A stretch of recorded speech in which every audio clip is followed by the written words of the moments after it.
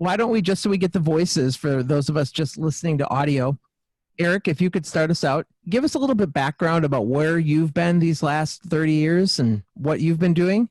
And then we'll have Christian do the same, just so our audience can get familiar with your voices. Sure. Testing, Eric Osmond.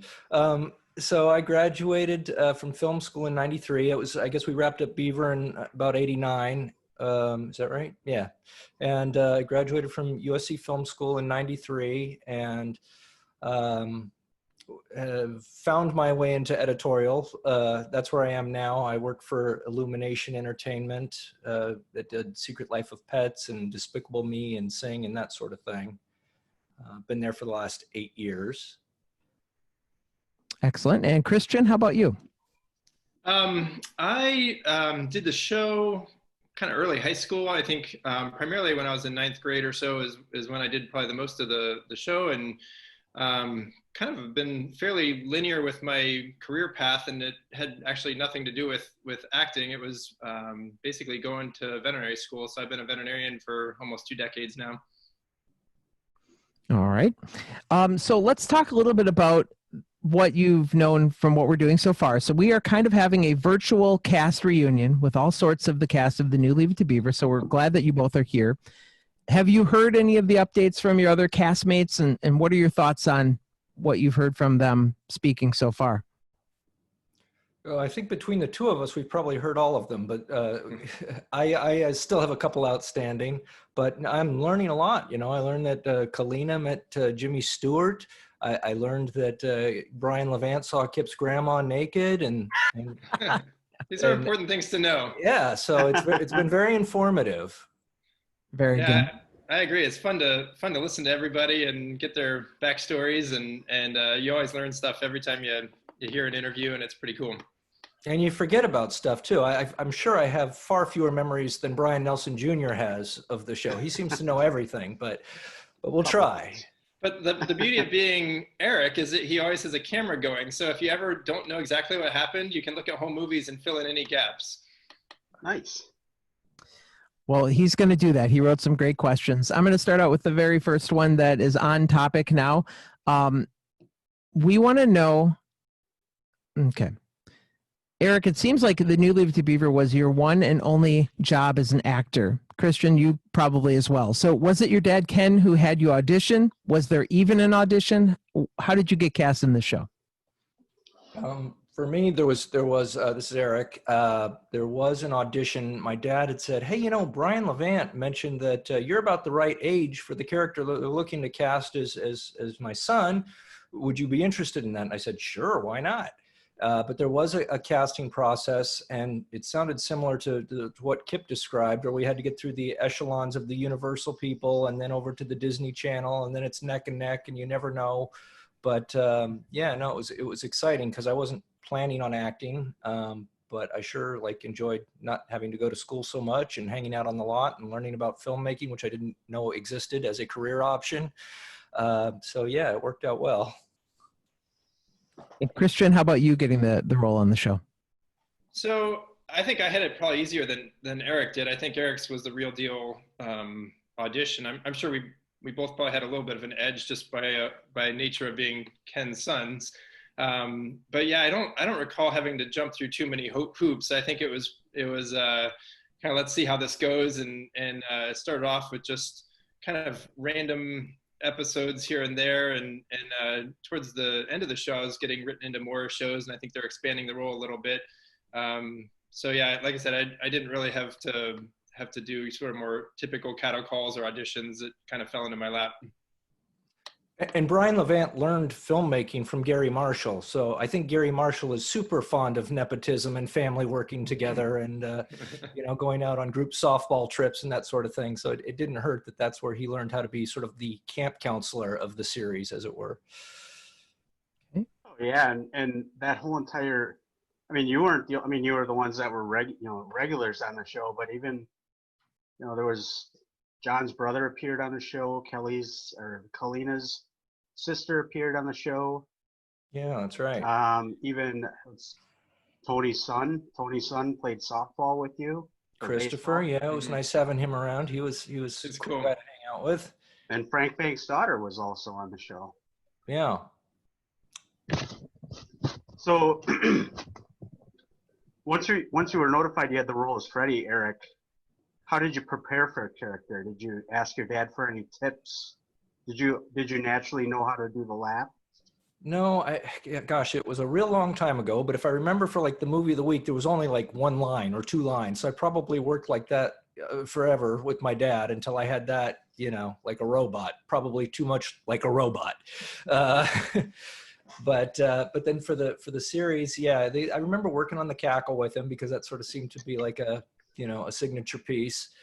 But primarily we'd work on dialogue. They had dialogue coaches. So you were either in school or you'd be like running your lines with the dialogue coach.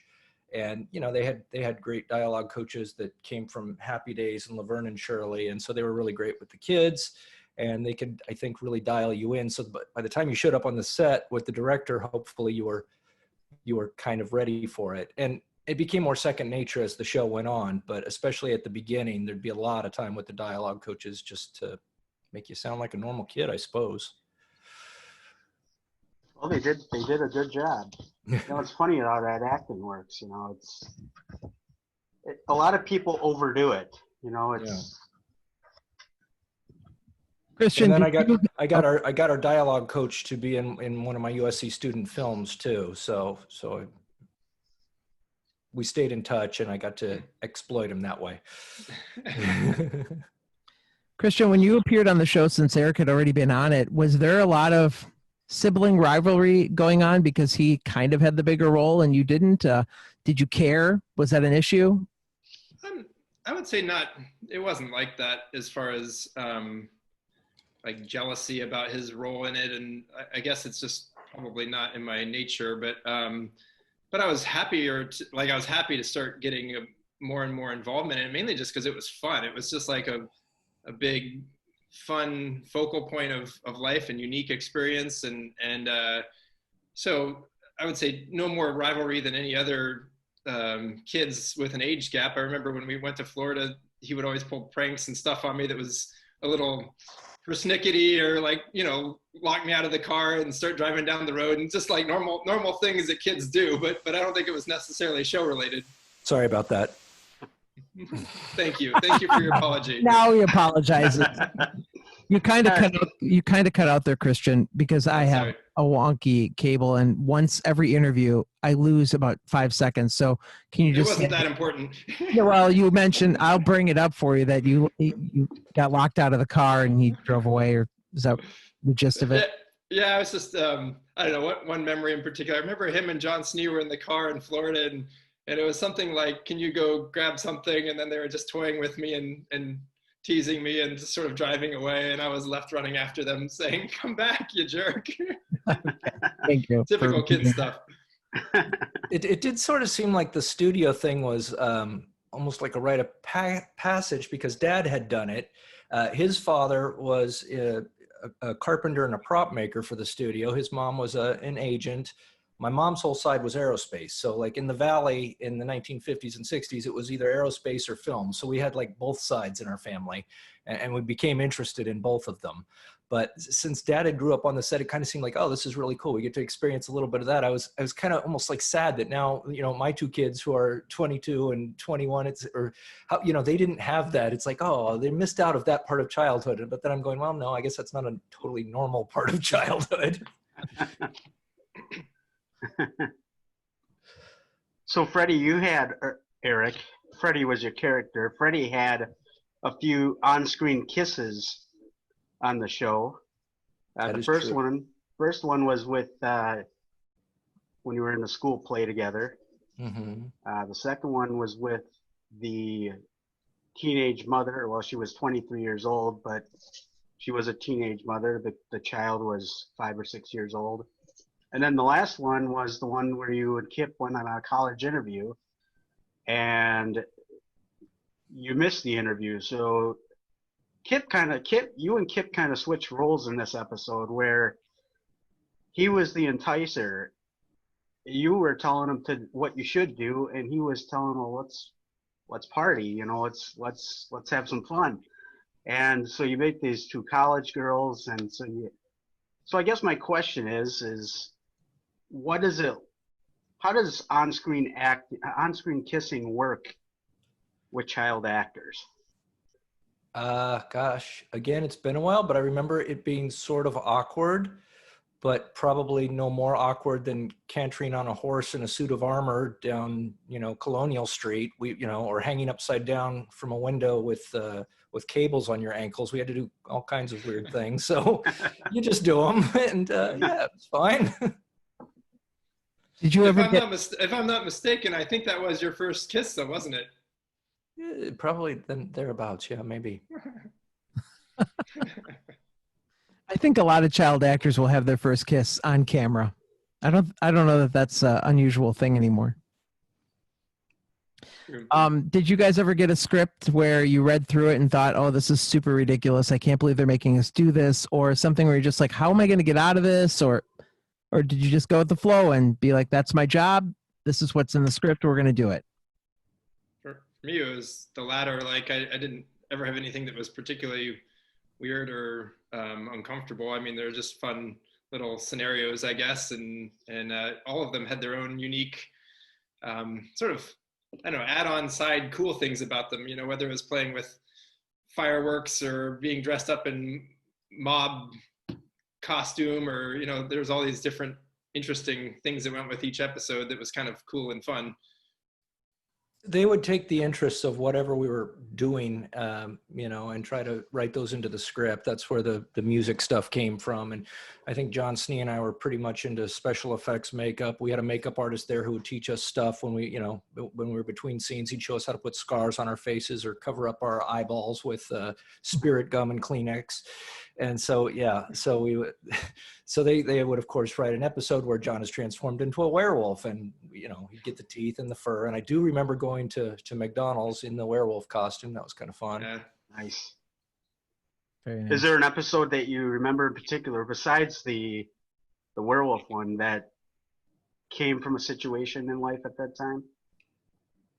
I think the music a little bit, since Kip was a performer, and since I was fiddling around with guitar at the time. I had played banjo because my dad was really into bluegrass. So I took up the banjo when he handed me a banjo at age 8. So played that for a few years with proper lessons and everything. But then, you turn 14 and you need to be cool, and the guitar is the cool instrument at the time. Of course, right. Now banjo is the cool instrument once you get into your 40s and 50s.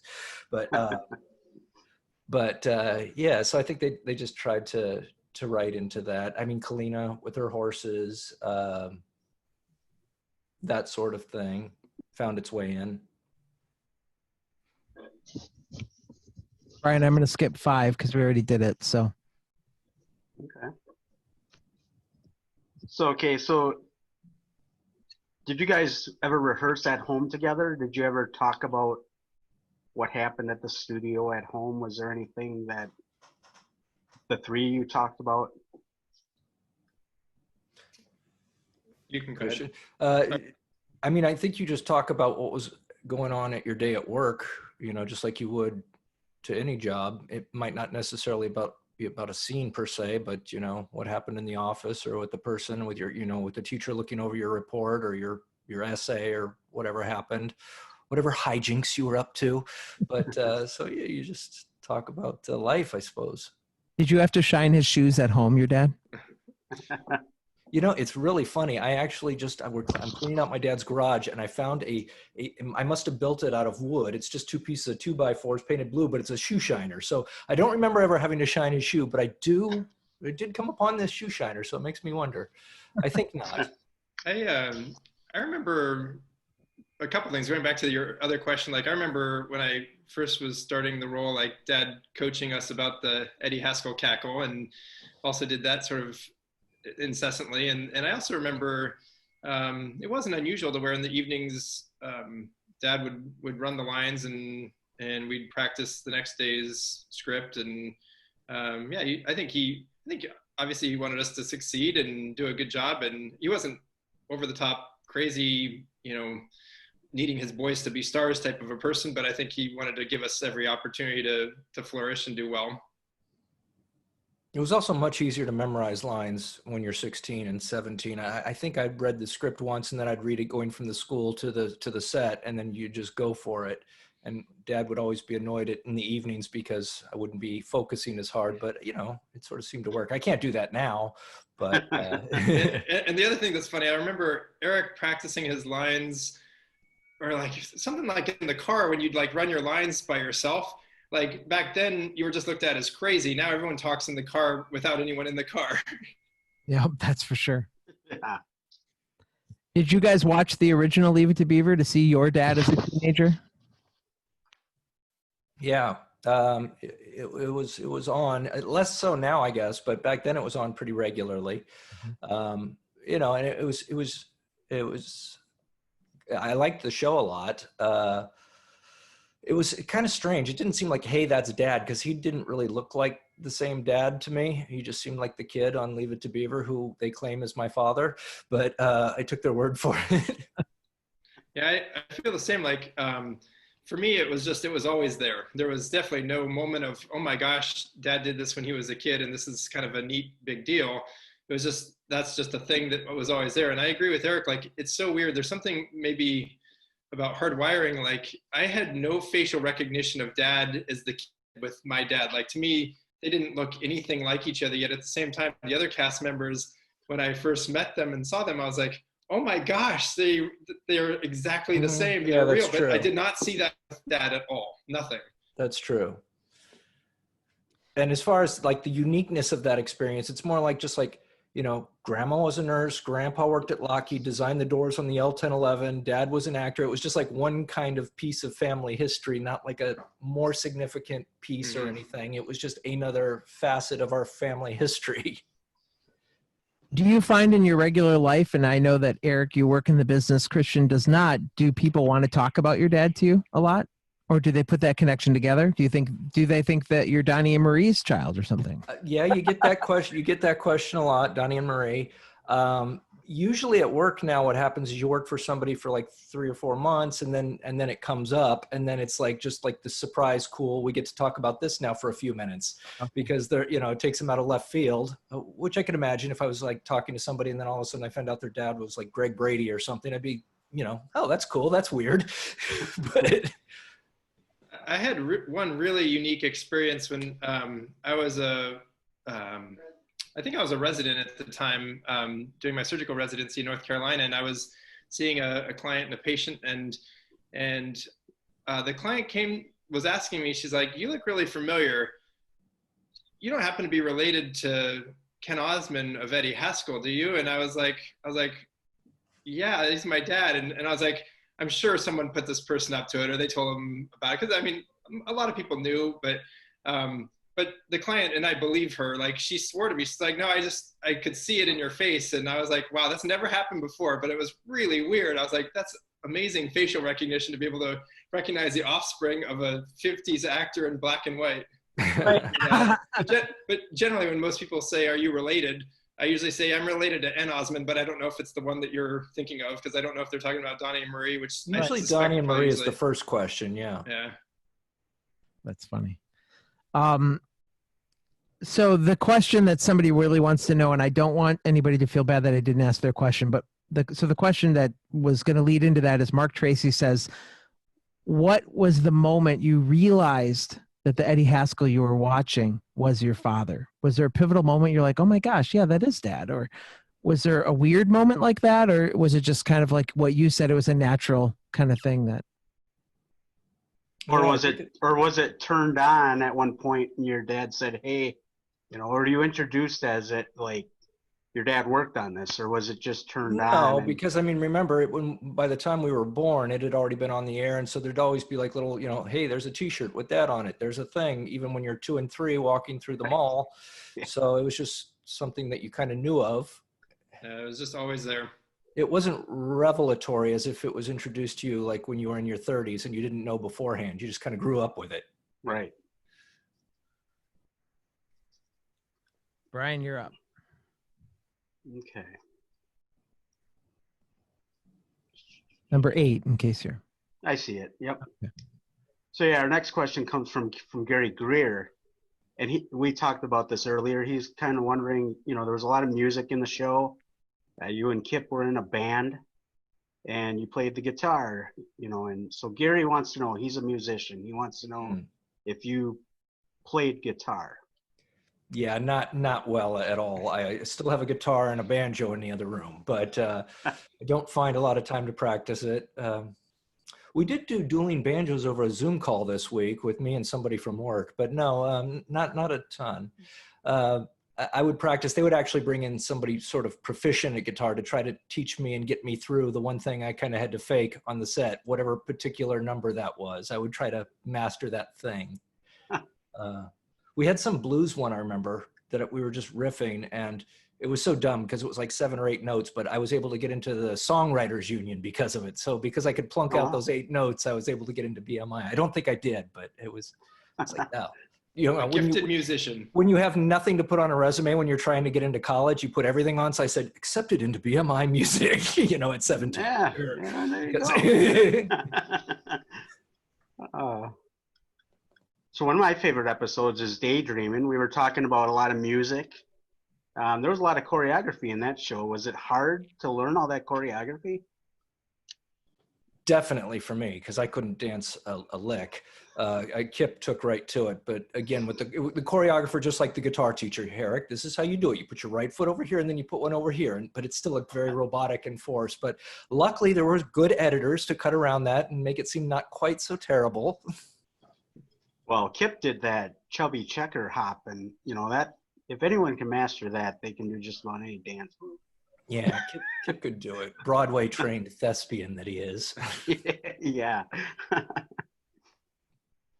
We've been asking a lot of the cast members, because the season ended after 4 seasons, it kind of ended abruptly.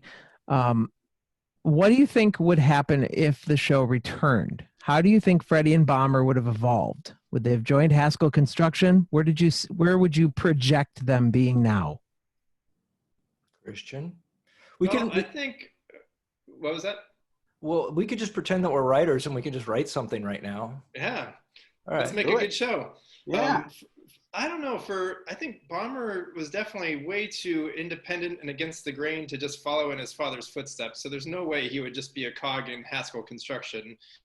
Or I said Freddie, but I meant Bomber. I don't know. It's debatable on whether he'd be in prison, but that wouldn't make for a very interesting show. Well, maybe he got reformed and he's done bombing buildings and stuff. Maybe. He was definitely the more edgy of all of the Haskells, for sure. Like he pushed it a little bit more than the typical Haskell would, but I don't know. I still think that deep inside he was still a good person like all the Haskells, but it was maybe deeper down inside. I think Eddie would probably have pushed Freddie to take over the family business so he could spend more time at the racetrack.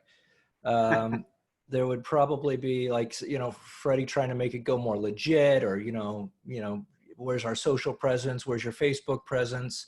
Trying to get him to do commercials as the founding father of Haskell Construction. I do remember that one commercial where he says, "I'm Edward Haskell, and I'm standing on my father's grave to prove a point." There'd probably be some of that, but in YouTube form. Yeah.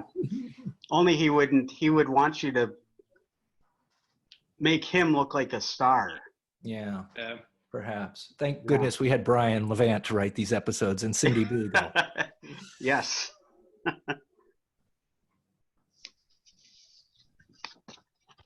Next. Yep. You are. I'm not used to this video stuff. Like Eric said earlier, we're doing this all new. I usually just have to tap them and then you know. Cutting edge.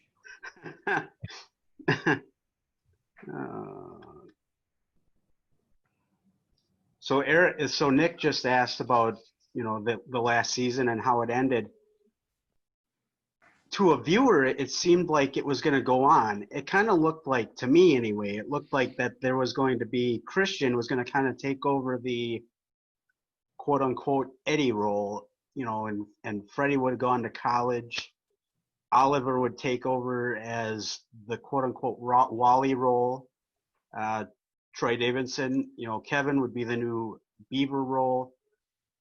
And even in the last episode, Beaver was, he almost got married to his ex-wife, and then that gets messed up, which you guys were brilliant in. And I think Bomber, well, no, that was the graduation where he puts a smoke bomb in the audience. But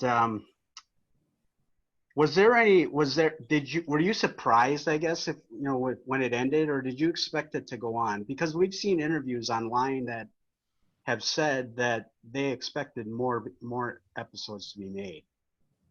From my perspective, it seems like there was always this tension around towards the end of the season, and is it going to get picked up? Is it going to get picked up? And it was like, always like, in my mind, it was always like winning the lottery. Every time it's like, hey, we got another 13 episodes, or we're picked up for 2 more seasons this go around. And it was just like celebratory for the family. I mean, it was fun, and it was, like I said, it was just a good time. So every end of the season was uncertain as far as whether we're going to come back, is kind of my recollection. What do you think, Eric?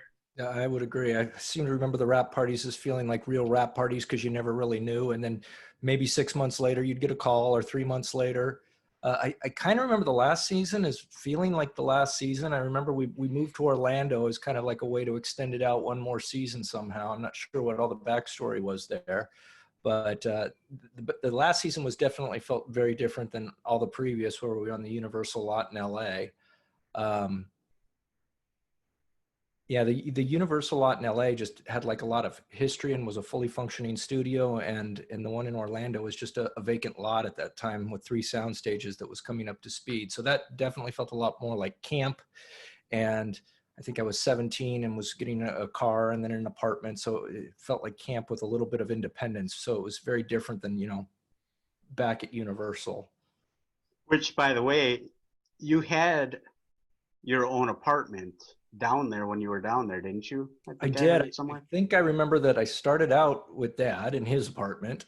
I remember laying all things out on the bed and saying, "Bye, Mom, we're leaving for Orlando," you know, randomly. And then I think it was when Kip left. I think I inherited his apartment, maybe. Oh, okay. And Christian, how did that work for you? You were actually, you made quite a few appearances in the last season. How did that work for you? Did you stay down there, or did you stay in California and come and film? Yeah, so you know, the earlier episodes when it was done at Universal and you know, in California, it was just very sporadic. When we did Florida, it was more the real deal. Like I moved there and you know, pretty much just full-time school tutoring, and spent multiple months there and just lived with Dad. I mean, I was 2.5 years younger than Eric, so I was pretty young and, relatively speaking, to have an apartment or whatever. So I just stayed in a bedroom in Dad's apartment in Orlando and did our thing.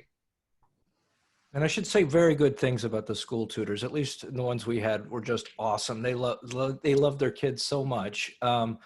I had Miriam Richards was my studio teacher, who I just loved dearly. She'd come over to the house and she helped me write my essays to get into college. And she just was so caring and considerate.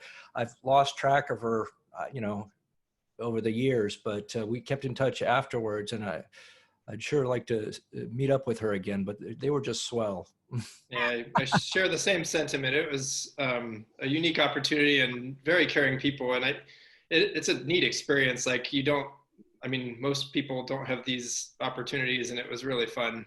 The trailers were not like, you know, actor trailers with, you know, all the amenities. They were just like little square boxes with an air conditioning and a couch, and that became your schoolroom. So you do everything you could to make it feel like home, and the teachers would go out of their way to make it feel like your home. I do remember being on the back lot of Universal where they had a portable school trailer, and I think all the kids shared that trailer, because on the cork board I remember seeing Soleil Moonfry wrote her name on the cork board, and cool. Yeah, I mean, like I forget of them all now, but all the kid actors, you'd see them sign this cork board sort of as a rite of passage. You know what's really cool, when you were filming down there, and I know a guy that works for Universal. He actually worked for the show during the last season. His name's Mark Bradley. And he was a set builder. Yeah. And he worked. Now, Back to the Future said on one of their commentaries that Leave It to Beaver was filming on this lot somewhere the day we were filming or scouting or something. And I mentioned that to him, and he was like, that couldn't have been it, because this movie was out this time, and the show was filming. You filmed there in 88? Did you start filming there in 88, or did you start filming there in 88? No, I think 89, let's see, 88, 89 was Orlando, and any previous season would have been in LA. Okay, so yeah, 88, 89. So you would have done some filming in 88 then, right? I think so. I do know that they finally moved the Cleaver house out of its spot on Colonial Street to put up the house for the Burbs. And then it sat on Jack's behind the Psycho house for the longest time. I don't know if it's still there. You know, there's a lot of controversy that's going around about the Cleaver house. You know, as you guys mentioned, I know quite a bit, and you know, but yeah, not to toot my own horn, but yeah. But yeah,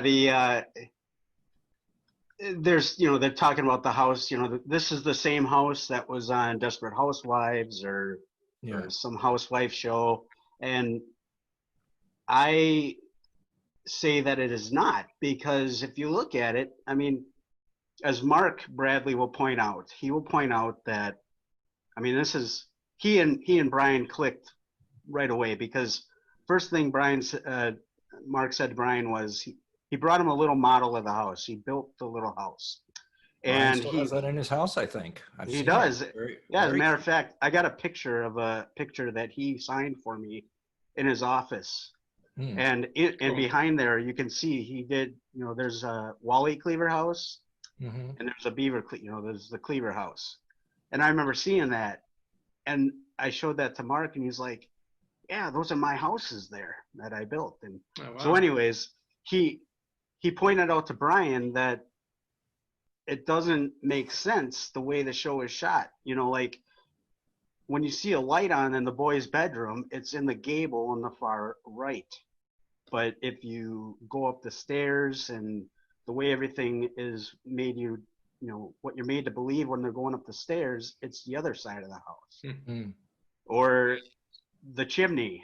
And this is what the giveaway is on which is the same house or not. Because the chimney in the exterior of the house would appear like it's in the middle of the den of the house.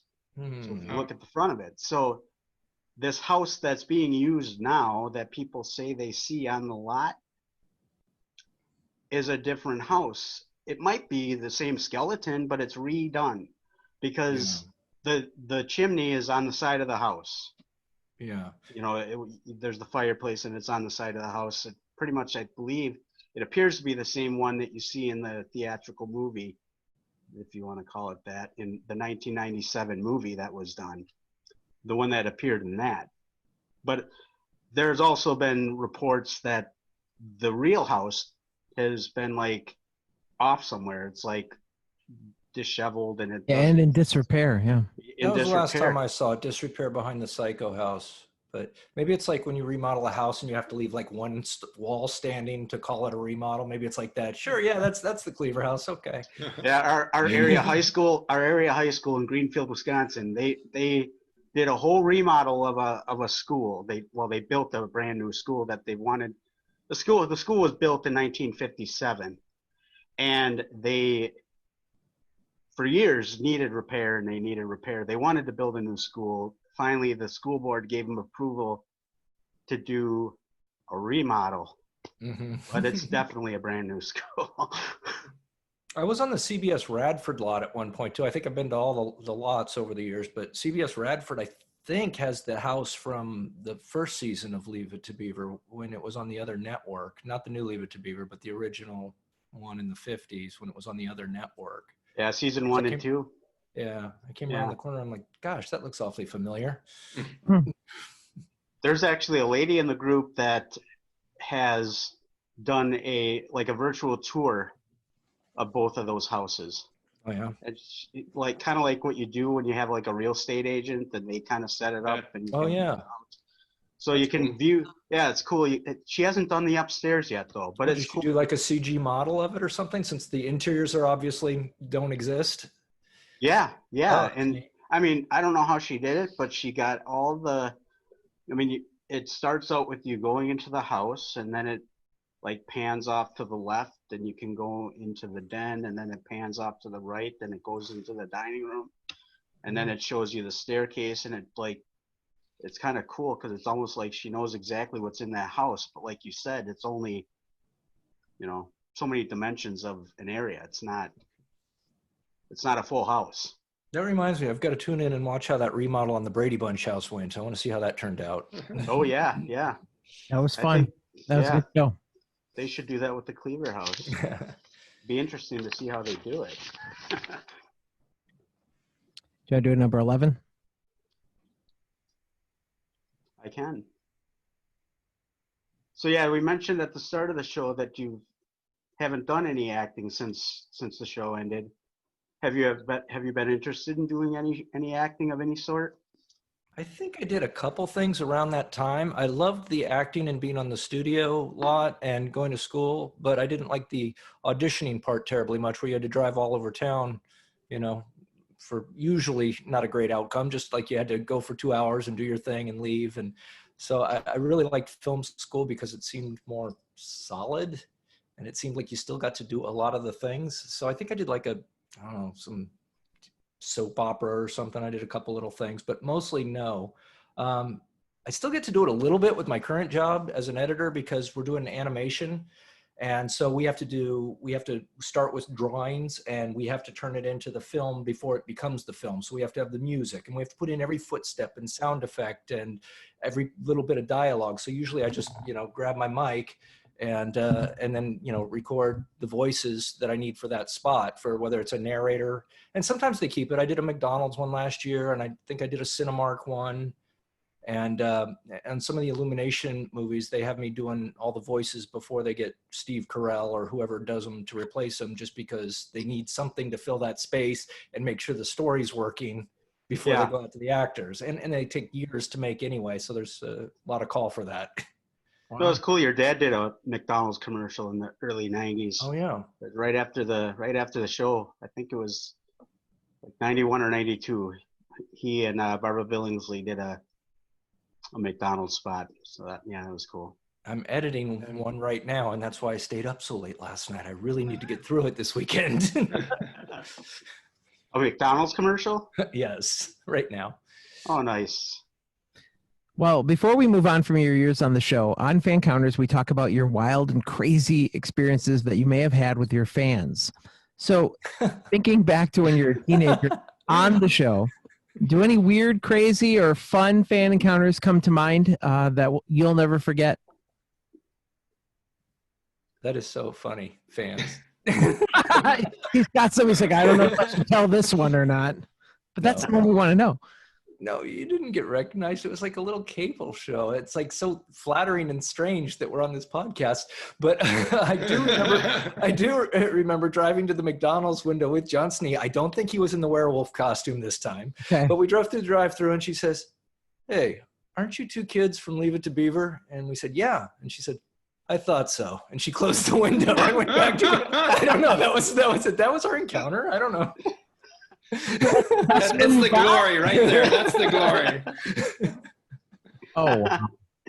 Christian, how about you? Were you ever recognized for the show from teenage girls or anything?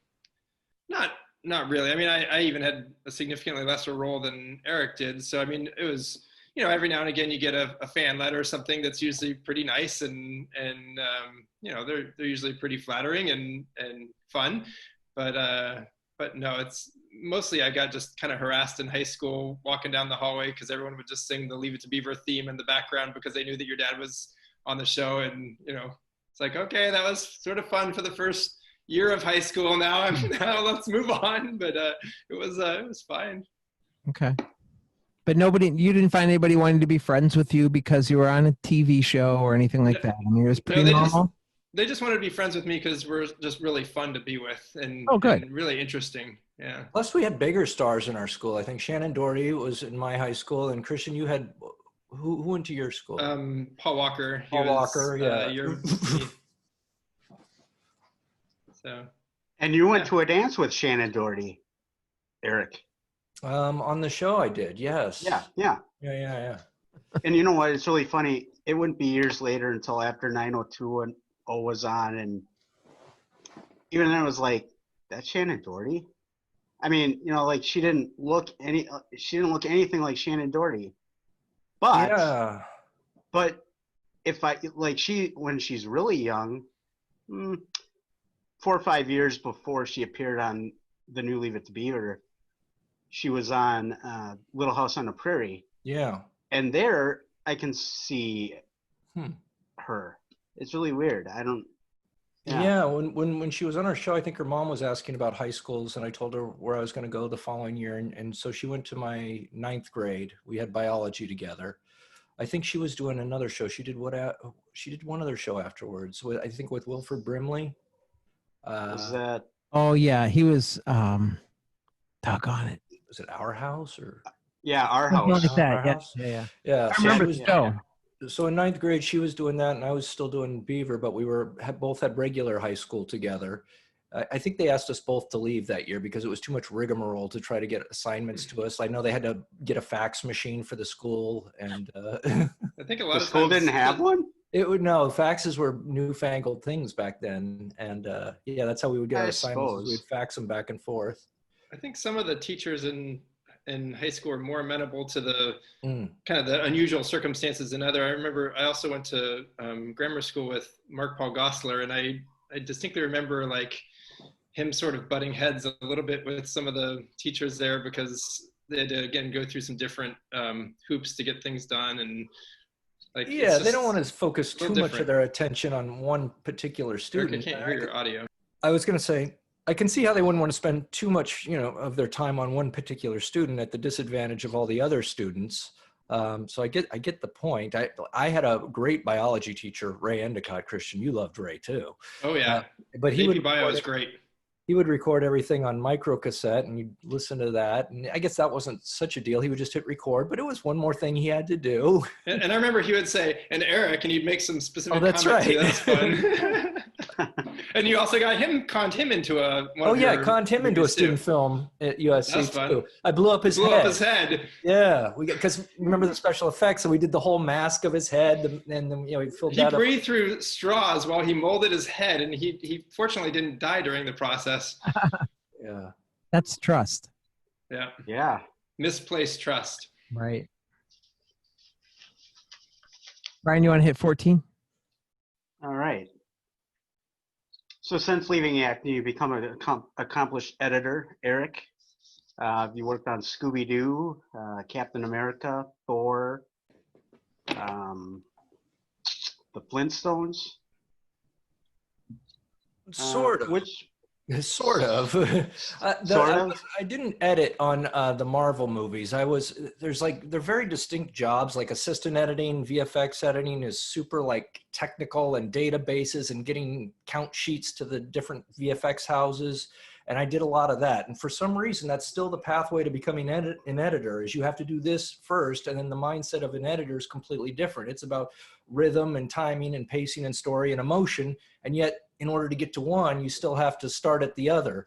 So on the Marvel movies, I was, I think, a 3D editor, because they shoot those movies with one camera flat. And of course, at least back then, every 3D was a big thing back then.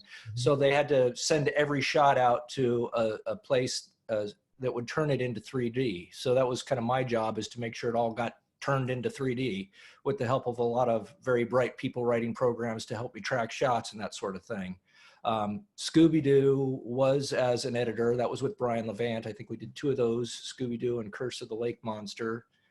And then with Illumination, I've just been the marketing editor there for the last 8 years, which I love, because it used to be that you'd work job to job. You'd work on a film for as little as 5 days and as long as 2 years, but you never knew, and you never knew what the next one was going to be.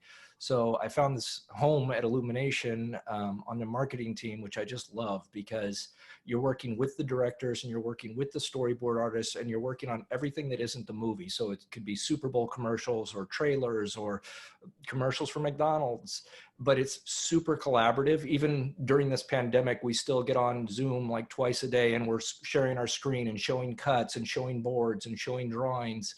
And if you have a suggestion, you can bring it up and the storyboard artist will go off and make that change and come back. And so you get to evolve the piece together, which I find super fun. It's also neat because they animate in Paris.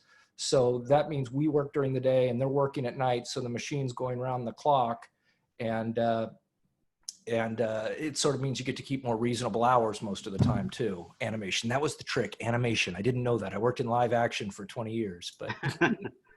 Well, that's kind of cool. And I'm sure that's done by design, the way the clock works. Yeah, I think Paris, so. It's, we have a restaurant here called George Webb's. It opened in 1948, and it was the first restaurant 24 hours. The way they got through that, it was the way they made it legal, is they had 2 clocks on their wall, and one was always 2 minutes ahead, so that once it hit midnight, one clock was already midnight, so it was already on that day.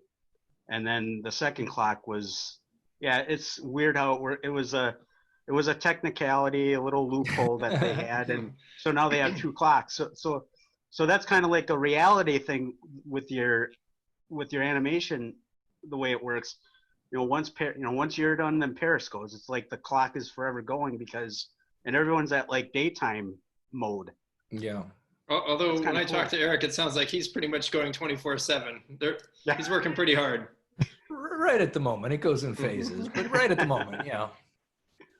Eric, I did wonder, when you're editing together a movie, now have you done it where you're picking the clips and putting them all together, or? Yeah. Okay. So are you doing that at the direction of the director's notes, saying, as they're filming, okay, take 8A was the best, so use that one, or are you determining what take you think is the best? To some extent, and I think every editor and every director works a little different, and everybody has their own system. But you pretty much do a first cut on your own. You try to do what you think is going to be the most interesting story. You figure out how much of an oddball take you want to use. If you find it super intriguing, but maybe it's going to be off-put the director, on a first pass. What's the director's personality? Should you, shouldn't you? So it all depends on who you're working with and your relationship with them. But it's very much an additive process. Like, I think most people think of editing as you just get rid of the bad stuff and there's the movie. And it's really much more additive. It's like, okay, how do I want to start this? Do I want to be on the person's reaction? Like, which is more important, the person saying the line or the person reacting to the line? If I cut to his hand fidgeting a little bit, is that going to tell a more important part of the story? So it's very nuanced and layered. And I think that's why I love it so much. And the different piece of music could totally change the feel of it. Where a scene is put in relation to another scene completely changes the way the story feels. So to me, it's like just the most exciting thing about filmmaking, because it's all the pieces at once. You still got cinematography, you still got writing, you're rewriting after the fact, but it's where it builds the fastest, in my opinion. Working for Bryon, you'd sometimes be on a show for years in development, but by the time it's editorial, it's like, boom, you're going to be done in 2 months, and it's going to go from nothing to something in 2 months, and it's going to become a movie. Yeah. So I kind of just like it there. And it's air conditioned. When I was on the sets with Bryon, sometimes you'd be doing snow scenes on Jingle All the Way, and you'd be on the back lot of Universal and it'd be 100 degrees. So I like the air conditioning too. Oh, I bet. So did you get this interest in the editing and all that when you were working on the show as a kid? I mean, did you see all this stuff? A little bit, but it was really hard to edit then. You only had like the 2 VCRs strung together, remember? You'd play one and you'd hit record on the other, and it'd have those weird color bars. Yeah. On every edit. And they would like jitter and. Yeah. Yeah. So I didn't really get to hang out in the editing room on the Beaver set at all, but like that's when we started goofing around with the camcorder and making films in the hallway, John and Kalina and Kip and I. And there was actually a high school across the street, and they let us use their editing facilities. They had editing facilities at the high school. It was still tape to tape, but boy, they didn't make those weird wavy lines, and it was magical. I thought that, oh boy, this is the future. Now, who owns those videos? Who's got the copies? I have hours of that stuff, because like the one rule as an editor is don't lose the film, not one frame of it. So I digitized everything, and I've got it all. It just sits on my computer. We were sort of like bloggers before we had a distribution mechanism. There was no internet, so we just taped and taped and taped. So yeah, I got that stuff tucked away. Well, are you interested in passing that along to some fans? Because, Bryon and I can provide addresses. We would love to see it. Eric's very organized. You can name one thing and he can have it for you in about 5 seconds. Wow. That's a good thing. efficient. Christian, did you always have a love for veterinary science and surgery? How did you pick that as your career? Yeah, I went from probably in 4th grade thinking I'd like to be a farmer. And I think it was actually my dad's suggestion. He's like, he just always respected veterinarians. He always had a love of animals. And I actually remember driving in his truck to Badger Block one day. He was building something. And I remember him saying, that'd be a great profession, very noble. And you should think about that. And I was like, all right, that seems like a good idea. And I don't know, I just kind of was always on that path. And then as soon as I discovered that there was specialization, I just thought that once you're a vet, but it's very specialized. And as soon as I learned that there was such a thing as a surgeon, then I was like, oh, that's cool too. I'll do that. And just always kind of felt like the direction I would go. Even when people would interview me when we were doing the New Leave It to Beaver, people would say, what do you want to do? And I'd be like, I want to be a veterinarian. Like it was just kind of the thing that I always kind of wanted to do. Now, what's the largest animal you've performed a surgery on? Are we talking zoo animals or just everyday pets? The biggest creature I've ever dealt with, I got to spay a lion as a resident. That was fun. Wow. That's cool. Okay. I think it's a very mechanical thing. I remember I was saying that my grandpa was in aerospace. We got into aviation after Beaver a little bit. We've been building a plane for 20 years, just about done. Almost done. We both got pilot's licenses, and when we were building the airplane, you learn a lot of mechanical skills, and I think that applies to Christian surgery too. The tools he uses and the way you approach a bone, and We call them instruments, but basically they're expensive tools. So I have a question that we didn't really actually put down, but regarding, and this might take some thinking, Eric, because it was over 30 years ago, but the wrap party, was that,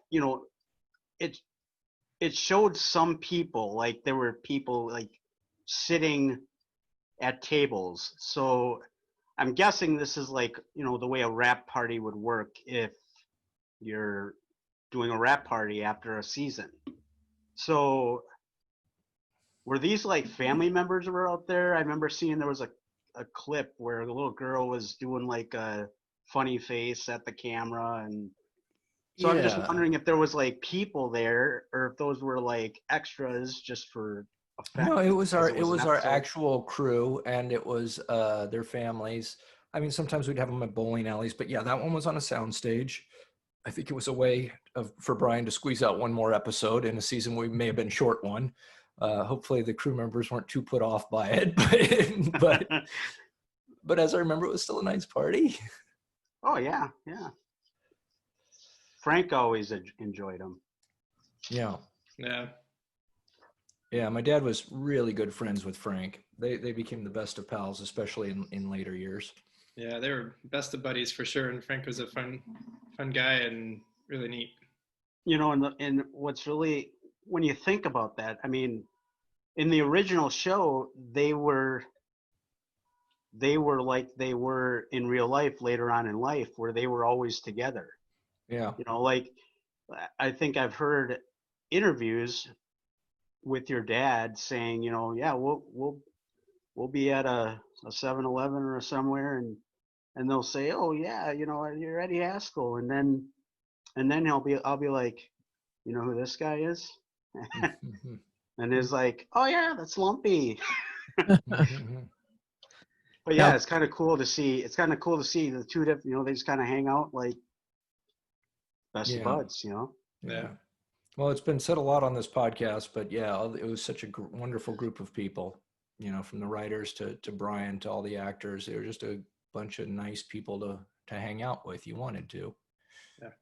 The one thing that I picked up even before talking to anybody was that Bryon was a fun type of guy. I mean, very much like a big kid. He that's what I picked up, seeing other interviews and I mean, even you see him, the first time I ever saw him, obviously it was on that wrap party episode. And yeah, even then he was, it was kind of weird because he was a little more business sense there, but you could still see he had a genuine love for the show as a fan, not just as a professional guy. That's true. And he also has an excellent sense of comedy. He has like a comedy lineage, because he, like the people, when he worked on Happy Days, it was like Gary Marshall. Those writers, you know, the old timers when Bryon was coming up worked on like Sid Caesar. So it's this long line of comedy writers that one person inherits a little bit from the next to the next to the next. So I'm really happy I got to see a little bit of that. Nice. We do know that your dad was a police officer after the show was filming and stuff, and he actually was shot in the line of duty. We've read a lot of articles about that, but getting a firsthand account of what that story was like for you guys might be interesting for the fans to hear. How did you hear about the incident, and, you know, what was the family's reaction? What did you guys think? You know, how severe did you guys think it was? Who's first? Christian goes first. All right. I mean, it was a weird time for sure, and definitely a scary time. And I think I was pretty young and didn't probably have a full grasp of everything, but I do remember late at night, and I just have a vision of Dad was all wrapped up, and we had sort of long hallways. And I remember Dad coming home. He had been released, and I remember just seeing him kind of walking, sort of stumbling a little bit down the hallway coming home, and it was a scary thing. And I remember going to school the next day and people asking me about my dad because they had heard on the news that he was shot, and he had a bulletproof vest that stopped. He was shot 3 times in one event, and his bulletproof vest stopped 2 of the bullets, and then his belt buckle stopped the 3rd bullet. So he has a belt buckle that literally has a U-shaped dent where the bullet had hit instead of getting into his body. It was scary, and it definitely, I think, traumatized him just emotionally, being that close to one's demise. And it also allowed him to, I think, really gain his like love and affection for his partner at the time, Henry Lane, who he still loves dearly.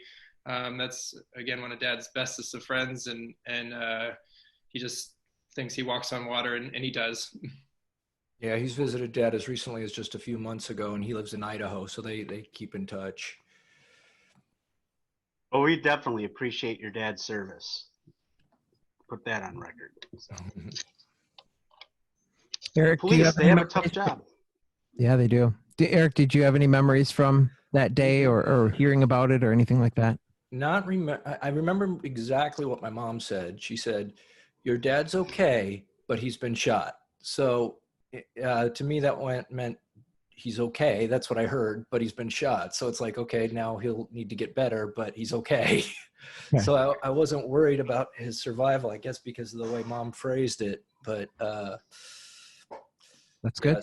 Same thing. Asked about it in school and that sort of thing. And I think Sonny came over that night or something like that. Is that right, Eric? Yeah. Yeah. It's on Dad's book. I learned a lot about Dad from his book. Really, the most clearest picture I've ever gotten from it is from Chris Lynch and my dad writing it in his book. It's a really good book. Actually, Dad's life is the most clear I've understood it in Dad's book, because everything's chronological. You hear bits and pieces as you grow up, but this is like, it's in order. A great plug for it. I learned so much about Dad from his book. It was fantastic. Every kid should have a book like that of their parents' history. Guys, if you could just update us a little bit about, if you feel comfortable, your personal life. Are you guys married? Do you have kids? Are you both in the LA area? Where do you guys stand personally with your lives? Christian. Okay. You're always yeah, I live in Carlsbad, California with my wife, Linda, and we have a dog, Piper, and a cat, Gray, and no human kids, just fuzzy ones. And yeah, that's what we're up to. And my wife is a professor at Western University, the veterinary school up there. Okay. So she's a veterinary internist. Excellent. Eric? And I have 2 kids who are really swell kids who I love a lot. And The oldest is 22, and he's up in Washington in Redmond, going to school at DigiPen, where he's learning video game design. He's more the programmer type. You know, I don't understand any of it because he's super smart, but he shows me sine waves and 3D audio and real-time processing, and I just go, but he's into like the math and the programming and the more like the engineering side. And my younger son, Ethan, is 21, just got engaged. He's been with the same girl for as long as, I don't know. As soon as he realized there was girls, there was this one girl. And he's going to school at Full Sail, and he's learning computer design, CG graphics, animation, kind of somewhat crossing over with me there. And I couldn't be prouder of both of them. And Mom's doing great. Try to visit her every weekend with Dad, you know, pre-pandemic. Yeah. They're still local. And I'm engaged. My fiance, Kristen, and I just got a house in Woodland Hills. So a bit of a commute from my offices in Santa Monica, but she's really smart and funny, and I don't have a dog or a cat. So that's why go on? So Christian comes over to well, you're 3 hours away, but if he does get there, he comes and visits the nephews, and when you get the time, you go visit the fuzzy nephews, right? That's true. Yeah. Yes. Well, he's got a plane, so he can fly, and I pick him up in Burbank, and then we go over to Mom and Dad's house. That happens quite frequently. Yeah, I was going probably about every week or every 2 weeks before the pandemic, and it's great. Like, it's a 43-minute flight from Palomar Airport to Burbank, and just go there and get picked up and visit the family for a few hours and go home. It's really quite nice. So how long until that plane that you're building gets off the It's air? almost done. It's almost done. We've been saying that for 20 years, but it truly is almost done. Well, so once it gets finished, one of you is going to have to, Eric, I guess, will have to do the filming of the... Yeah, my license has lapsed. Christian's is nice and sharp. He can fly it. I'll film it. So yeah, you can film the voyage. Be good. So where can fans find you on social media? Or do you have social media? No, not really. Although, like anything that I do that's interesting, my wife posts on her Facebook page. So it's I try to avoid it. It seems like more downside potential than upside potential.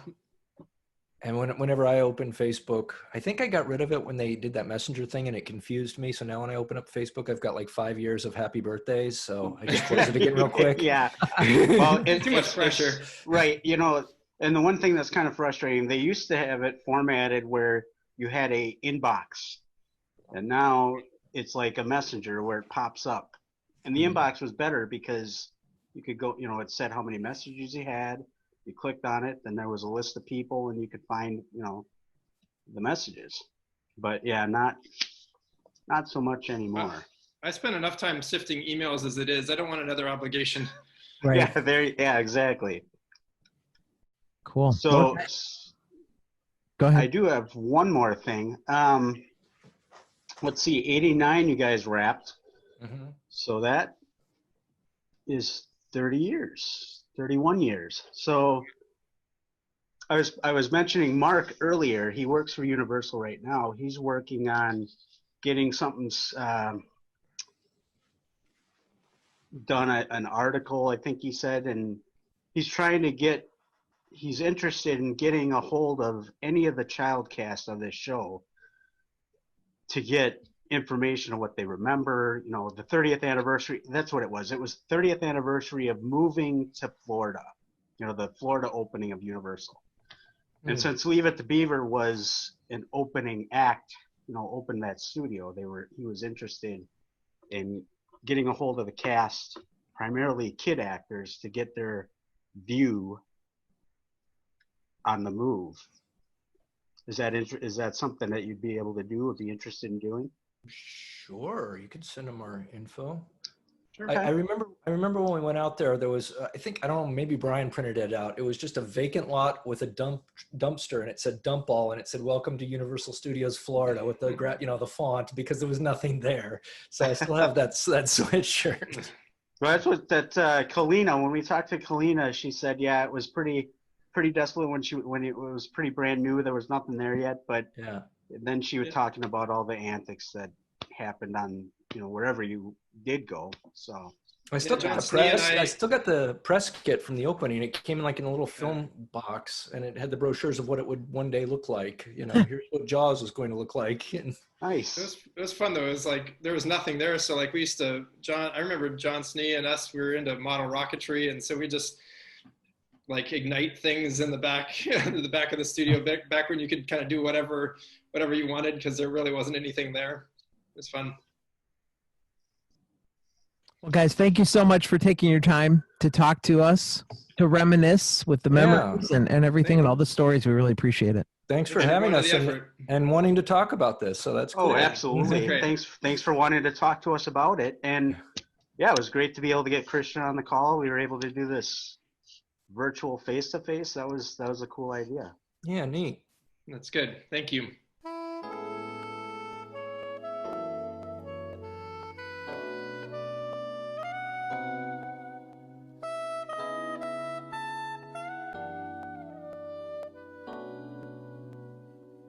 I'm sorry to tell you this, but you're no longer welcome here. Hey, I can understand that sort of nonsense from the Beaver, but not from the beautiful wife of my best friend. I know I say that to Lumpy's wife, too, but I don't mean it. You know me too well. It's nearly post time. Frederick, my boy, I must say, I haven't seen you look this good since that day at juvenile court. Thank you, sir. You remind me a lot of myself at your age, except I was better looking. So you've told me. Son, I've been thinking about that little talk that we had the other day. I didn't give you the kind of quality parenting that you've come to expect from me. That's okay. At least you got my name right. No, I want to make it up to you. When you get to be my age, you'll learn something about women. And on this night of your first date, I'm going to pass these secrets along to you. That's very generous of you, sir. Son, women are all a bunch of bloodsuckers, out to get whatever they can. And when they've used you up, they'll toss you aside like an old sock. Now you run along and have a good time. Look, just do the best job you can, huh? You have my word. What a pushover. I'm the general contractor. My job is to find you the cheapest subcontractor, then pass those savings along to you. Some savings. Now it's going to cost me twice as much. Come on, Eddie, we had a deal. You promised me that we wouldn't have these kind of problems. Wally, let me tell you something about the construction business. And when I'm bidding a job, I'll tell the customer whatever he wants to hear. You should hear the whopper I told Monsignor O'Keefe to get the rectory deal.